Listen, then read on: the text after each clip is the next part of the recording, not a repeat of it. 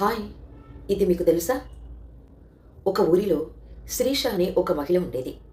పెళ్లి జరిగిన రోజు నుండి 30 ఏళ్ల పాటు ఆమె భర్త రమేష్ ఇంట్లో ఒక్క బాధ్యత కూడా తీసుకుండేవాడు కాదు. పోనీ అత్తమామలైనా కొడుకును మారుస్తారా అంటే అదీ లేదు. పైగా కొడుకు అసమర్థుడని తెలిసినా కొడుకు ఎక్కడికి వెళ్ళాడు, ఎప్పుడొస్తాడు, ఏం చేస్తున్నాడు అని కోడల్ని అడుగుతారు తప్ప కొడుకుని ఒక్క మాట కూడా అనరు, అడగరు. అసలు రమేష్ ఎక్కడికి వెళ్తున్నాడు, ఏం చేస్తున్నాడు అనేది తన భార్య శిరీషకు అస్సలు తెలీదు. అయినా కూడా కోడల్ని తప్పించుతారు తప్ప ఎప్పుడూ కొడుకును గద్దించి చెప్పలేదు.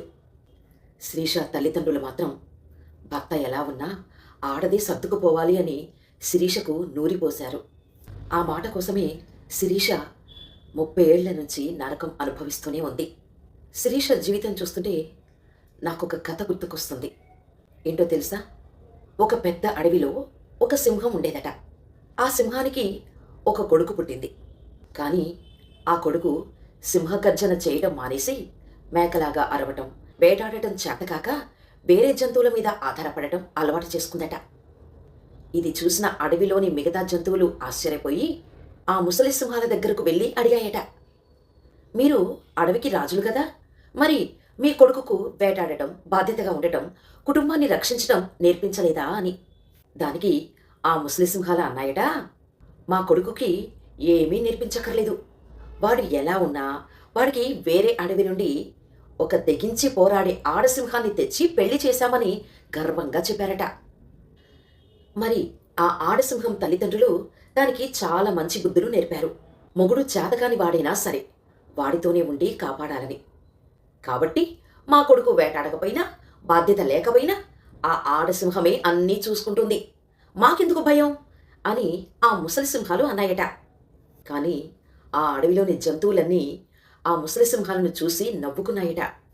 కొడుకుని బాధ్యత గల మగవాడిగా పెంచడం చేతకాని వాళ్ళు వేరే ఇంటి ఆడపిల్ల మీద ఆధారపడటం సిగ్గుచేటు అని చీత్కరించుకున్నాయట. ఈ కథ వినడానికి చాలా బాగుంది కదా. ఈ కథలో సారాంశం ఏంటో మీకు అర్థమయ్యే ఉంటుందనుకుంటా. ఈ 30 ఏళ్లలో శిరీష వాళ్ళ అమ్మ నాన్న తనకు సంస్కారం, ఓర్పు నేర్పారు కాబట్టే ఈరోజు వరకు కూడా శిరీష భర్త ఎంత వేస్ట్గా ప్రవర్తించినా తను భరిస్తూనే ఉన్నది. తన అనుమానం అంతా ఒకటే, నా తల్లిదండ్రులు నాకు సంస్కారం నేర్పినట్టు మరి నా అత్తమామ కూడా తన కొడుక్కి ఒక పెళ్ళాం పిల్లల్ని ఎలా చూసుకోవాలి, ఇంట్లో బాధ్యతగా ఎలా ఉండాలి, ఎదుటివారి తల్లిదండ్రులను ఎలా గౌరవించాలి అనే కనీస జ్ఞానాన్ని ఎందుకు నేర్పించలేదు అని. ఒక ఆడపిల్ల సర్దుకుపోవాలని కోరుకునే సమాజం ఒక మగాడు బాధ్యతగా ఉండాలని ఎందుకు చెప్పదు? నా తల్లిదండ్రులు నన్ను ఒక ఓర్పుగల స్త్రీగా పెంచారే, మరి నా అత్తమామ తన కొడుకుని ఒక సమర్థుడైన పురుషుడిగా ఎందుకు పెంచలేకపోయారు అనే అనుమానం, బాధ శిరీషలో వెంటాడుతూనే ఉండేది. ఒకటి మాత్రం నిజం, శిరీష అత్తగారింట్లో ఉంటుంది అంటే తన బలహీనత వల్ల కాదు, తన తల్లిదండ్రులు తనకు ఇచ్చిన సంస్కారం వల్ల మాత్రమే.